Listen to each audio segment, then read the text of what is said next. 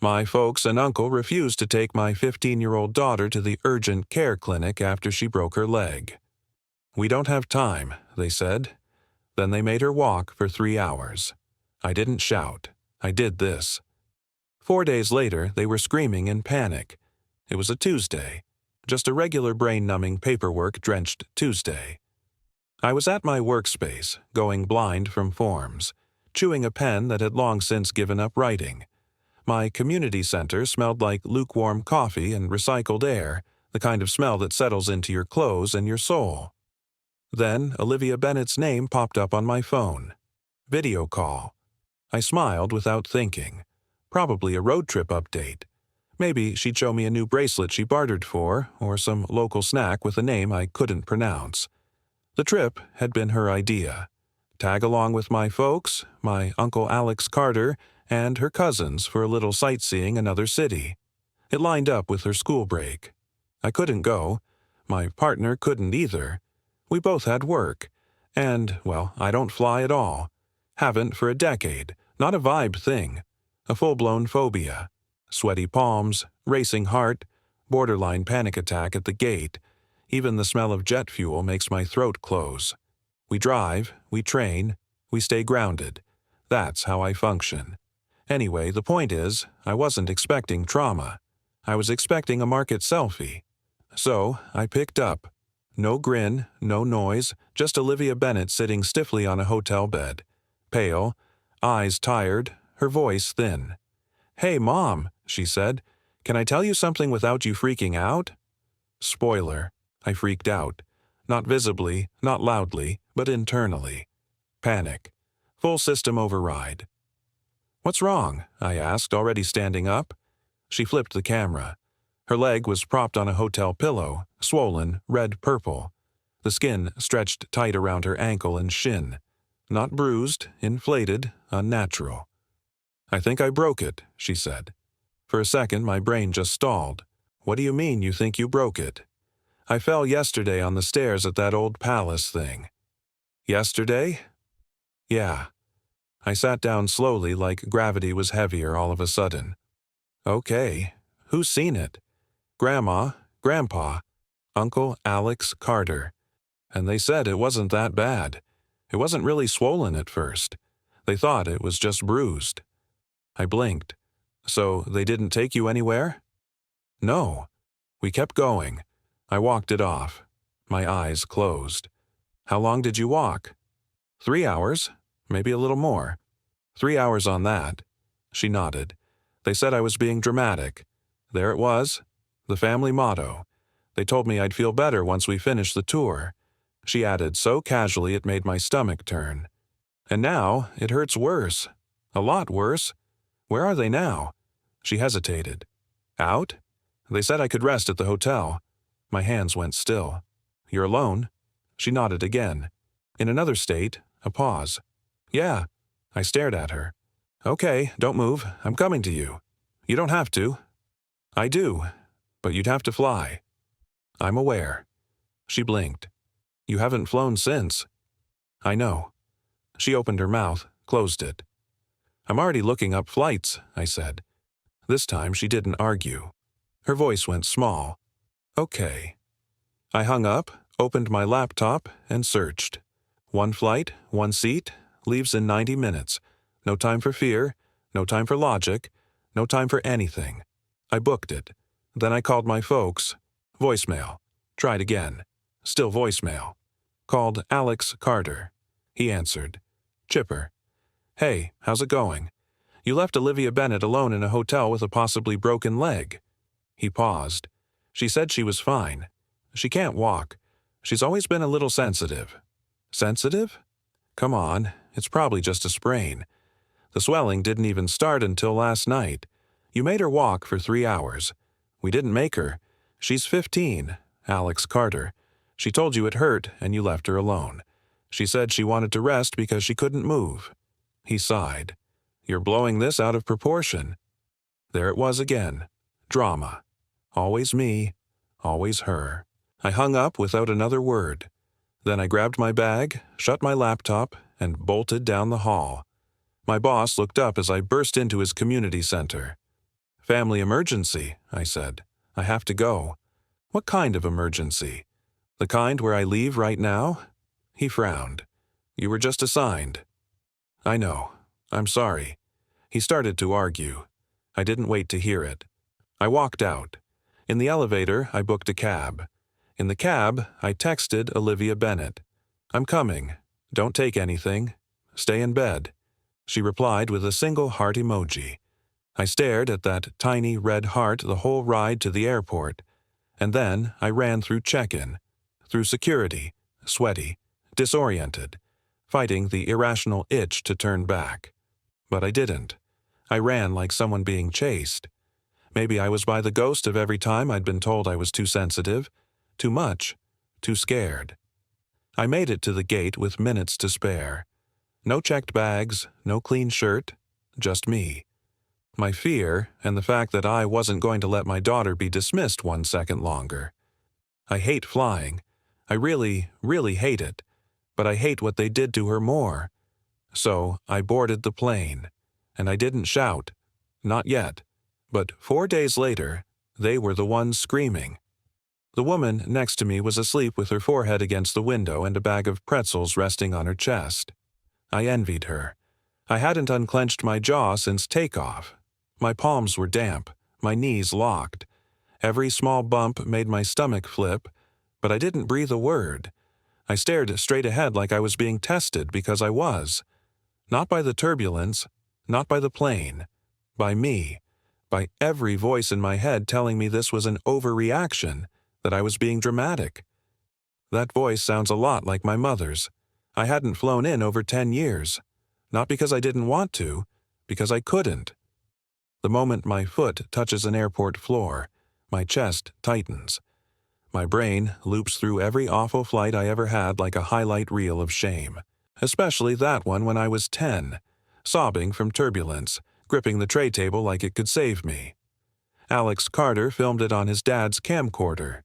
Years later, he added sound effects, played it at Thanksgiving. Everyone laughed. I was still a child. I remember my mother's voice. You really need to grow out of this. I never did. I just stopped putting myself in situations where people could see me panic. Until now, Alex Carter is 3 years older than me, the golden child. Athletic, loud, always the star of every backyard barbecue. He had the kind of energy that filled a room and never once questioned whether it should. I, on the other hand, was allergic to half the backyard. Cats, pollen, grass, loud noises gave me headaches. Heights made me dizzy. My knees hurt after too much walking, and I once fainted during a hike from heat exhaustion. My mom gave me half a bottle of water and told me to toughen up. Everything I did was seen as a ploy for attention, a scheme, a performance. No matter what I said or how calmly I said it, I was always being too sensitive. If I cried, it was fake. If I got scared, it was embarrassing. If I asked to stay behind, I was being selfish. They called me a drama queen before I even hit double digits. Alex Carter, meanwhile, could sprain a pinky and be carried home like a war hero. The rules were different for him. Still are. I didn't talk much growing up. I didn't see the point. I just watched. I learned the patterns. I stopped reacting. And then I got out, studied law, became a criminal investigator. People were surprised. Isn't that kind of intense for someone like you? Meaning, aren't you too delicate, too reactive? No, I'm not delicate. I just know what it feels like to be disbelieved. I built a career around evidence, around logic, around truth that doesn't require permission to exist. I thought maybe that would be enough for my folks to start seeing me differently, as capable, strong, someone they could respect. It wasn't. Even now, they still treat me like I'm seconds away from melting down in the canned goods aisle. And then Olivia Bennett was born. She was perfect, small and quiet and thoughtful with this little furrow in her brow like she'd already figured out the world was a mess and was trying to fix it with kindness. She was like me. From day one, I swore I'd protect her, and I did. When my dad joked, "Here comes Drama Queen 2.0, I shut it down. When Alex Carter's daughter Haley got praised for being feisty and Olivia Bennet got told she was too emotional, I said no. Not on my watch, at least not while I was in the room.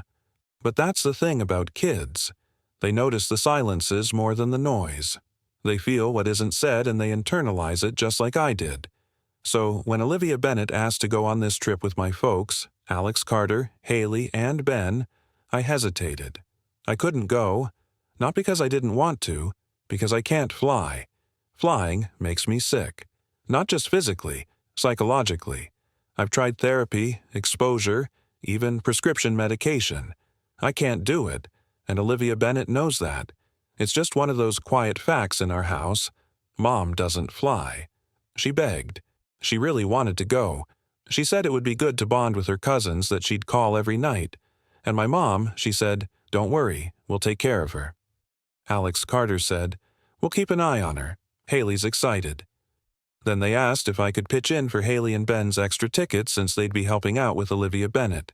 It was framed like a favor, like I should be grateful. I sent the money. I packed Olivia Bennet's bag myself.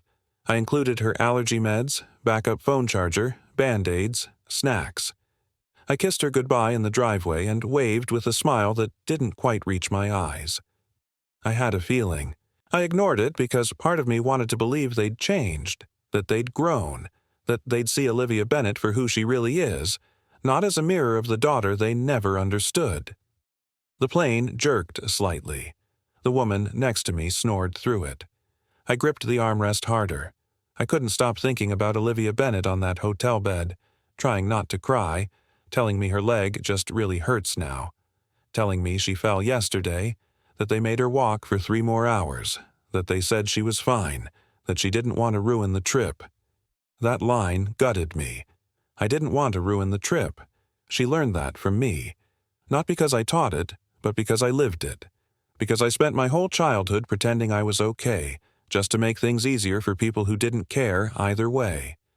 I broke the cycle in every way I could, except the one that mattered most. I let her go with them. I trusted them to care. They didn't. The seatbelt light dinged. The descent began. My stomach dropped. I leaned back and tried to breathe. Not deep, not steady, just enough.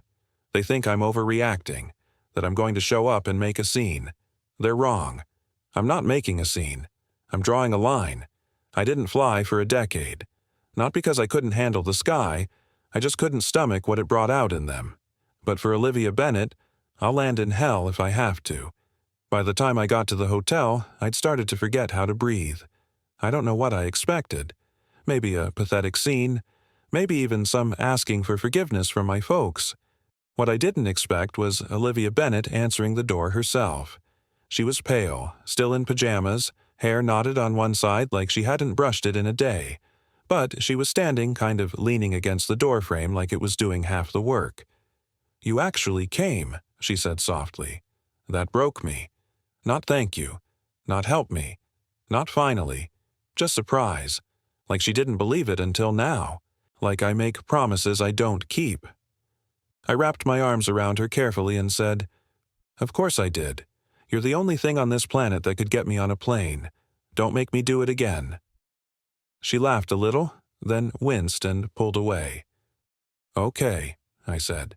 "Time to get that leg looked at before it starts glowing or talking to us." It took us 15 minutes to get her shoes on. Half of that was arguing about whether she needed both. She did not. One stayed off. Her foot looked like it had swallowed a baseball.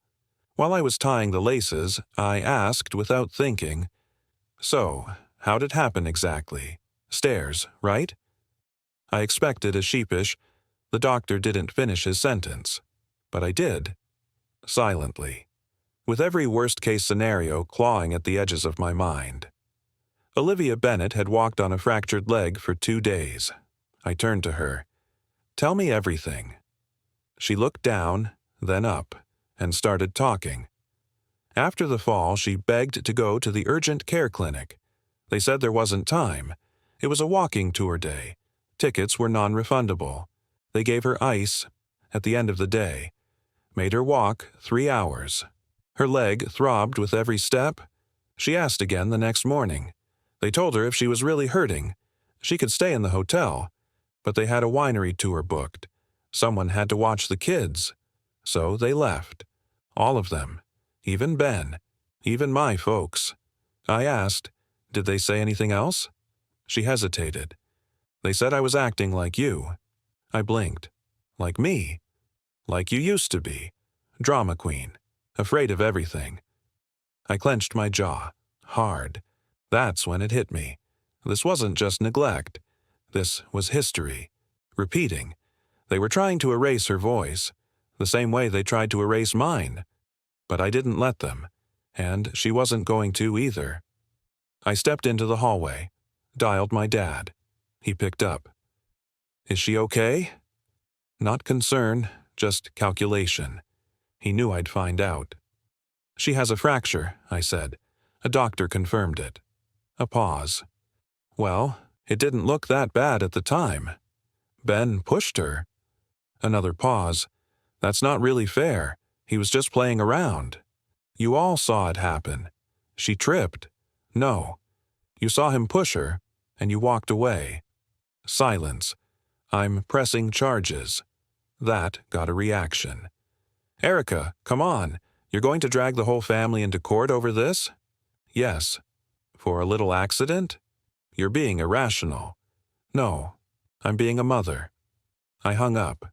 And Olivia. She sat quietly. Her fingers curled around the edge of the blanket. Her eyes didn't blink, but her mind slipped back.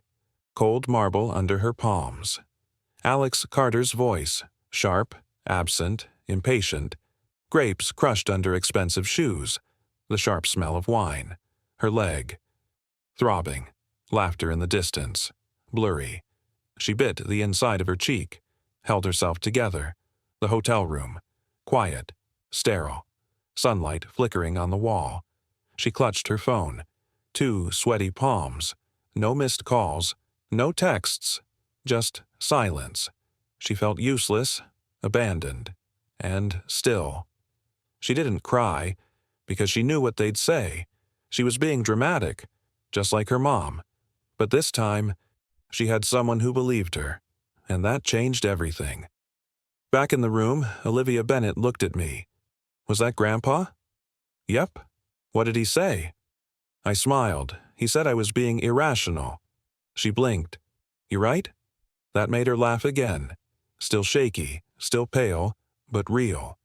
And that's when I pulled out my phone, opened my notes app and typed, "Request legal consultation, medical neglect, possible child endangerment." Because this wasn't just about justice anymore. It was about setting the record straight, about making sure my daughter knew deep in her bones that no one got to hurt her without consequences. Not even family. Especially not family. Didn't sleep much the night after Olivia Bennett's x-ray.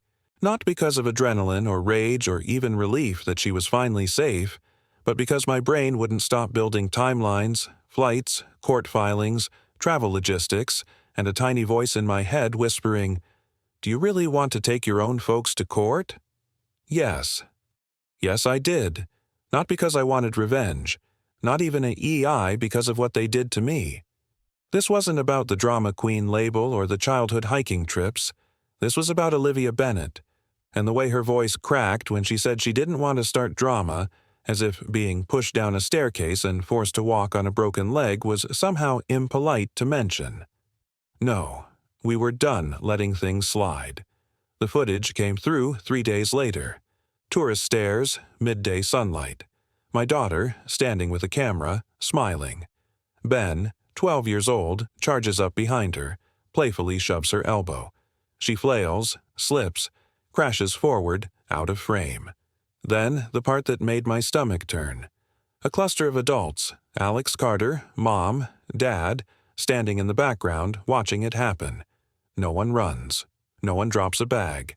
They all just stand there like it wasn't real. Like she wasn't real. I forwarded the video to my lawyer. She didn't respond with words, just a thumbs up, and we've got them. Filing the case meant going back. It meant court appearances, paperwork, interviews, and yes, flying multiple times. The first return flight I barely remember booking. I just remember Olivia Bennet looking at me across the kitchen and saying, "You're flying again." I nodded. "Looks like it." "Willingly?" "Well, not willingly, but I'm not frozen anymore either. Turns out once you do the thing you swore you couldn't and survive, it rewires something." She blinked. "So, like therapy? More like revenge exposure therapy?" Apparently, maternal rage is stronger than fear of crashing.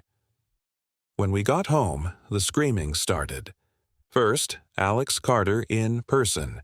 "You're really doing this?" he barked, showing up on my porch with that old smugness like he still ran the family. I didn't flinch. "Yes, you're going to destroy us. You know that, right? Should have thought of that before you left a child with a broken leg in a hotel room." Next came my folks. They came together. Always a sign they were plotting. Mom tried the guilt route. "We're your folks, Erica. You can't take us to court. What will people say?" Dad tried the strategy. "Drop it now, and we can all move on." I looked them both in the eye. "You made her walk 3 hours on a broken leg. You watched her fall. You laughed at her pain. I'm not dropping anything." They left in a huff, but they weren't done. The phone calls started next. Aunt Janine, Cousin Rachel, even Uncle Marty, who hadn't called me since 2006. "Your mom's a wreck. Alex Carter could lose his job. Can't you just let it go? Don't do this to the family." So I told them what happened. Each one, the footage, the x-rays, the quote-unquote drama. By the fourth call, the tide began to turn.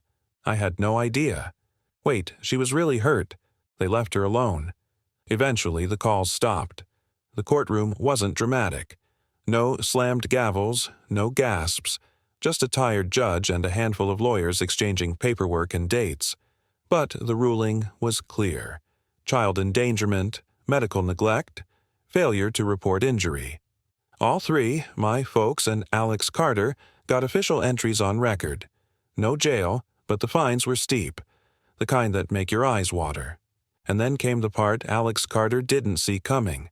He lost his job. Apparently, schools don't like having PE teachers with a child endangerment conviction. They had to move 6 weeks later. Smaller place, bad part of town. Mom called it temporary, but I heard from a cousin that they were begging for rent help within a month. They didn't ask me. They knew better. I'd stopped the transfers, closed the side account. No more birthday handouts. No more help us with groceries this month. They were on their own, and I was done. Olivia Bennet got quieter after it all ended. Not withdrawn, just more certain of herself, like she no longer needed to explain why she felt what she felt. One night, while folding laundry, she said, "I think I would have just let it go." "I know, but I'm glad you didn't." I nodded. You shouldn't have to scream to be taken seriously. Later, right before bed, she showed me a message from Ben. "Hey, I know this is late, but I'm really sorry. I shouldn't have pushed you even as a joke. I was trying to be funny. It was stupid. I feel awful. I hope your leg's healing okay." She didn't cry, didn't respond, just looked at the screen for a long time. "You believe him?" I asked. She shrugged. "Yeah, I think so. I don't think anyone made him send that." And I believed her. Her leg's fine now, fully healed. No damage, no lasting injury, just a memory and a quiet line she'll never let anyone cross again. I don't talk to my family anymore. I didn't block them. I didn't post anything. I just stopped replying, stopped waiting for apologies, stopped hoping they'd change. No drama, just silence. And for the first time in my life, that silence felt like peace. I still hate flying, but I've done it multiple times for the case for work, for a short trip with Olivia Bennet to celebrate. Every time my palms sweat, my stomach flips. But I go. And every time I land, I remember what Olivia Bennet said the first time I came to get her. "You really came, and I always will." So, what do you think? Did I go too far, or just far enough? Let me know in the comments. And if you want more stories like this, don't forget to subscribe and hit the bell.